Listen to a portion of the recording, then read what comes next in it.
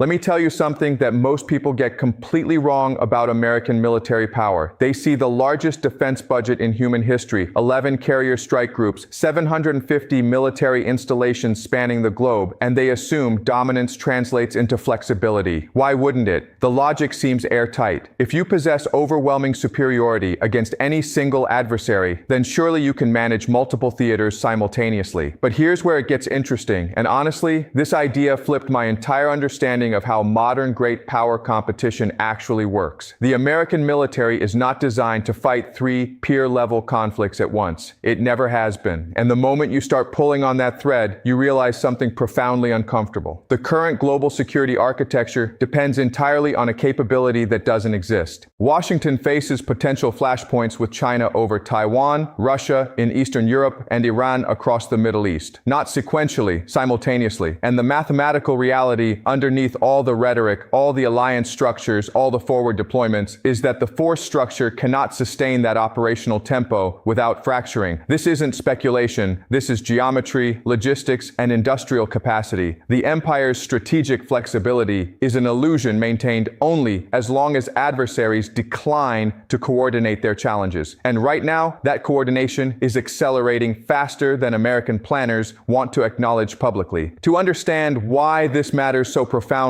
you have to think about what military power actually represents at the systemic level. This is not about comparing tank numbers or missile ranges. This is about something far more structural. Let me introduce you to a framework that military strategists call the tyranny of distance. But I'm going to expand it into what I call the three-dimensional overstretch paradox. Here's how it works. Every military force, regardless of total strength, operates under three simultaneous constraints that interact to create hard limits on deployable power. First constraint is geographic reach. You can possess 1 million troops, but if 400,000 of them are stationed 7,000 miles from the conflict zone, their nominal strength becomes irrelevant to the immediate tactical reality. They exist in the wrong location at the wrong time. Distance doesn't just slow response. Distance transforms capability into abstraction. Second constraint is logistical throughput. Modern militaries don't fight with what they carry. They fight with what they can continuously supply. An armored division requires roughly 600 tons of supplies daily during active operations. Fuel, ammunition, spare parts, food, water, medical supplies, all flowing through supply chains that extend thousands of miles back to production facilities and stockpiles. If adversaries disrupt those supply lines, forward deployed forces become stationary targets burning through finite reserves. Third constraint is industrial regeneration capacity. Wars are not won with existing stockpiles. Wars are won by whoever can replace losses faster than the enemy can inflict them. In 1943, American shipyards were launching a new destroyer every week and an aircraft carrier every month. In 2024, the United States builds approximately 5 warships per year. The industrial base that once turned raw materials into overwhelming material superiority no longer exists at remotely comparable scale. Now here's where this framework becomes genuinely illuminating. These three constraints don't operate independently. They multiply against each other. A military stretched across 3 theaters simultaneously experiences geometric rather than arithmetic degradation. You don't lose 33% effectiveness by adding a third front. You lose 60, 70, potentially 80% because the constraints compound. Supply chains that can barely sustain one high-intensity conflict collapse entirely under triple demand. Industrial capacity that struggles to replace losses in a single theater becomes utterly inadequate when attrition occurs across 3 fronts.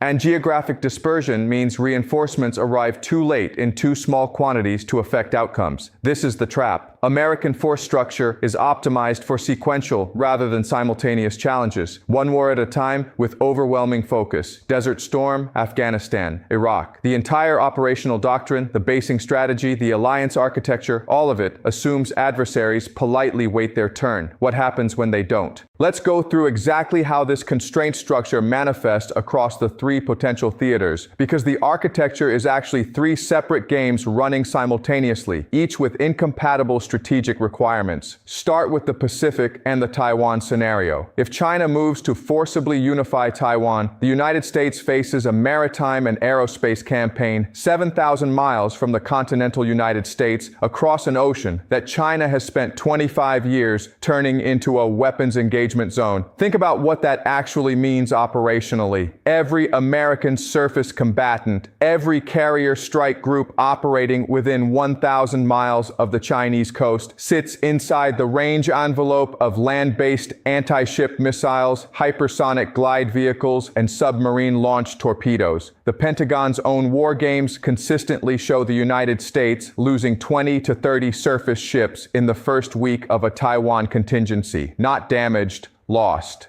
That's 2 decades of shipbuilding production destroyed in 7 days. Now layer on top of that the logistical problem. American forces in the Pacific depend on exactly 7 major logistics hubs for fuel, ammunition, and supplies. Guam, Okinawa, Yokosuka, Sasebo, Diego Garcia, Singapore, and Darwin. China knows the location of every single one. The opening hours of any Pacific war would almost certainly include ballistic missile strikes targeting those logistics nodes. If even 3 of those 7 facilities suffer significant damage, the entire resupply architecture for the Pacific theater collapses. Carrier groups burn through their magazines in 48 to 72 hours during high-intensity operations. Without continuous resupply, they become multi-billion-dollar paperweights hiding outside the threat envelope. And here's the piece that should genuinely concern strategic planners. The United States currently stockpiles approximately 4,000 long-range precision munitions, the Tomahawk cruise missiles, JSSM air-launched missiles, LRSM anti-ship weapons that would be absolutely critical in any standoff engagement with China. Wargame estimates suggest those stockpiles would be depleted in less than 2 weeks. American factories currently produce about 500 such missiles annually. China produces an estimated 2,000 to 3,000 comparable systems every year. The industrial math is brutal. In a sustained conflict, American forces run dry while Chinese magazines stay full. Now shift theaters to Eastern Europe and the Russia problem. If Russia escalates beyond Ukraine into NATO territory, Poland, the Baltics, Romania, the United States faces a completely different operational environment. This is ground warfare across interior lines against an adversary that can reinforce via rail and road from staging areas 300 miles away.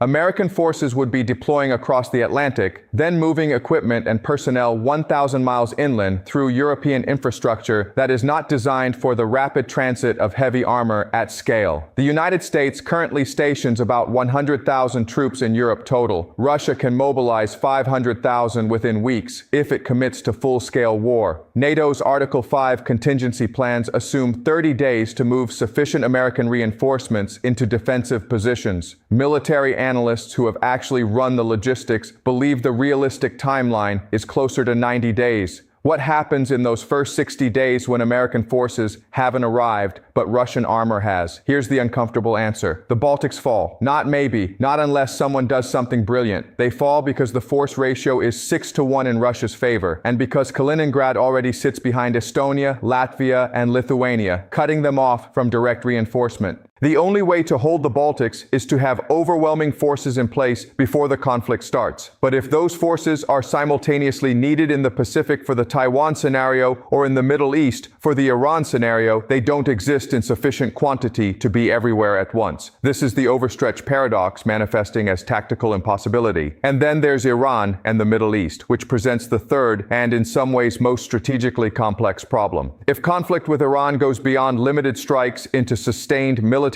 operations, the United States faces a multi-domain nightmare. Iran controls the Strait of Hormuz, through which 20% of global oil supply flows daily. It possesses distributed networks of ballistic and cruise missiles that can target every American military base from Qatar to Bahrain to Kuwait. It funds and directs proxy forces across Iraq, Syria, Lebanon, and Yemen that can attack American positions and supply lines without Iran itself conducting overt operations. Let me walk you through what a Middle East war with Iran actually looks like logistically. The United States would need to deploy at minimum 150,000 troops to establish air superiority, suppress Iranian missile capabilities, and secure key energy infrastructure. Those forces require 12 to 15 large logistics bases for fuel, ammunition, spare parts, and supplies. Every single one of those bases sits within range of Iranian missile systems. During the opening phase of conflict, Iran would almost certainly launch mass missile strikes against Al Udeid Air Base in Qatar, the largest American facility in the region. If that base suffers significant runway damage, American air operations in the Gulf effectively stop for weeks. And here's where it gets genuinely problematic.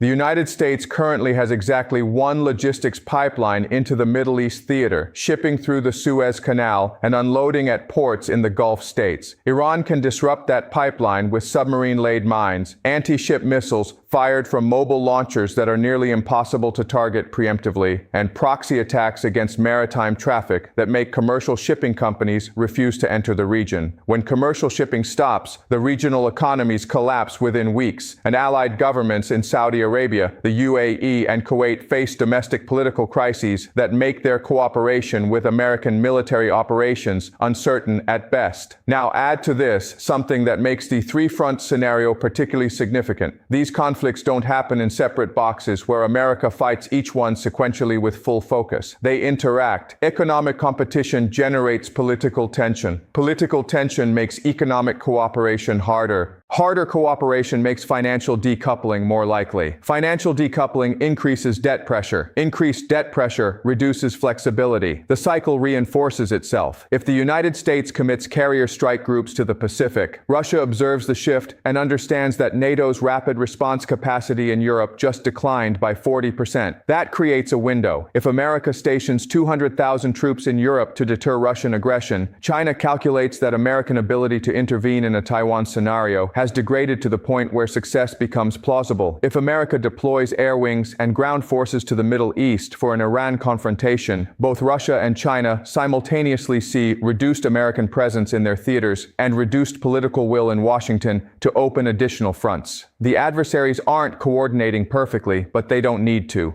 They just need to watch each other and time their moves to coincide with moments of American overextension. That's already happening. Russia's invasion of Ukraine occurred precisely when American attention was focused on Indo-Pacific tensions with China. China conducted unprecedented military exercises around Taiwan in 2022, while American stockpiles were being depleted shipping munitions to Ukraine. Iran accelerated its nuclear program and expanded proxy operations across the Middle East, while American strategic focus oscillated between Europe and Asia. These are not coincidences. These are rational actors observing constraint structures and exploiting windows of opportunity. Project this forward, and what you see is a security environment where simultaneous challenges become not just possible, but probable. The question is not whether America could theoretically defeat China or Russia or Iran in isolated conflicts. The question is whether it can sustain military operations, maintain alliance credibility, and regenerate losses faster than adversaries can inflict them across three theaters at once. While its economy carries $34 trillion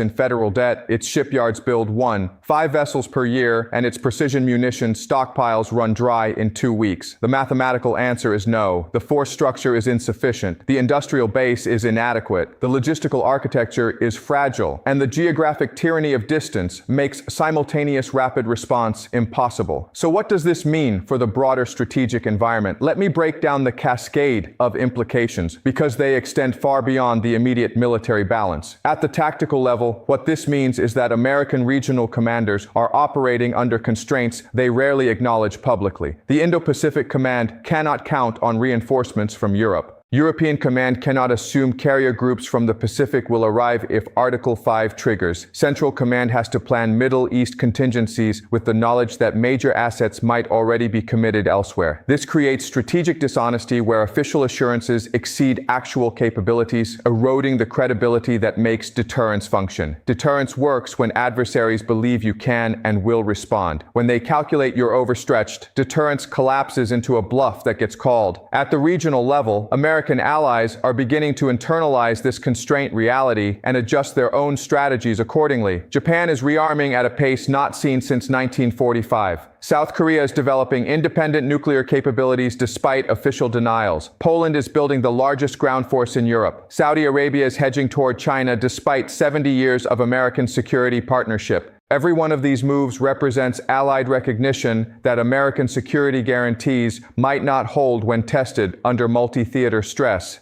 The alliance system that has structured global security since 1945 is fragmenting not because America formally withdraws, but because the implied commitment exceeds deliverable capability. Allies are watching the same math American planners are watching, and they're making contingency plans for a world where the security umbrella develops holes. At the global economic level, the implications are even more destabilizing. Global trade has operated for 80 years under the assumption that American naval power keeps sea lanes open, energy flows secure, and regional conflicts contained. If that assumption breaks because the Navy is overstretched across 3 simultaneous conflicts, maritime insurance rates spike, shipping companies reroute around conflict zones, energy markets experience sustained volatility, and the cost of everything that moves by container ship increases by 30 to 50%. That's not hypothetical. That's what happened during the brief period when Houthi attacks in the Red Sea forced container traffic to reroute around Africa. Multiply that disruption by 3 theaters simultaneously,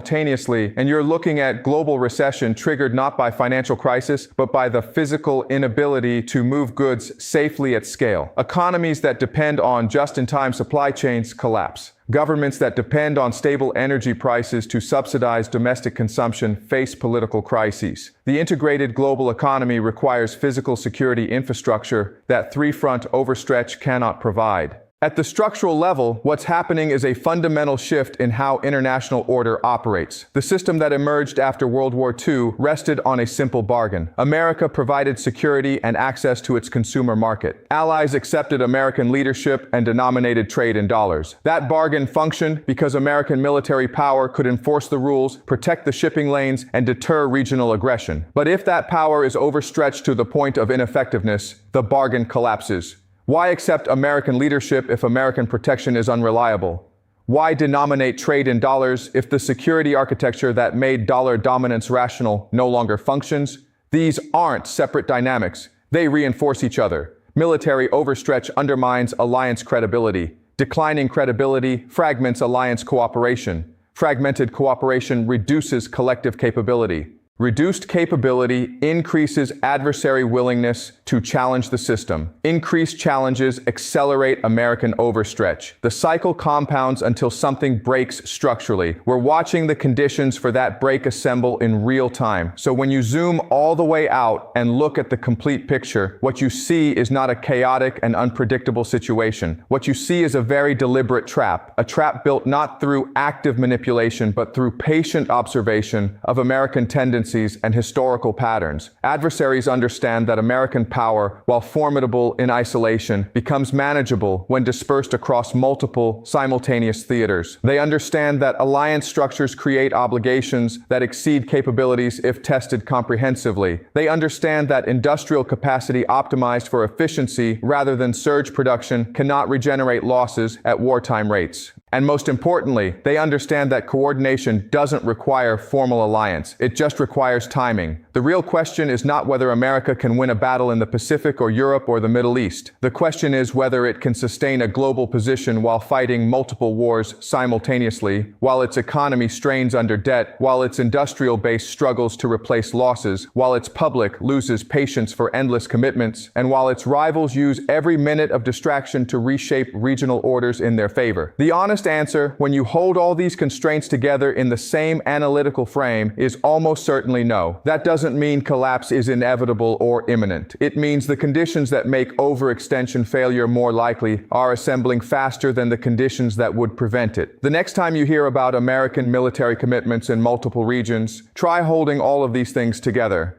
The force structure limitations, the logistical fragility, the industrial capacity constraints, the adversary coordination incentives, the alliance credibility pressures, because they're not separate stories. They're different angles on the same story. And that story is about what happens when strategic obligations exceed strategic capabilities. Empires don't fall overnight. They erode. And right now, the conditions for that erosion are assembling with remarkable speed. The question isn't whether American planners see this coming. They absolutely do. The question is whether the political system can make the choices necessary to prevent it. And on that question, the evidence is considerably less reassuring.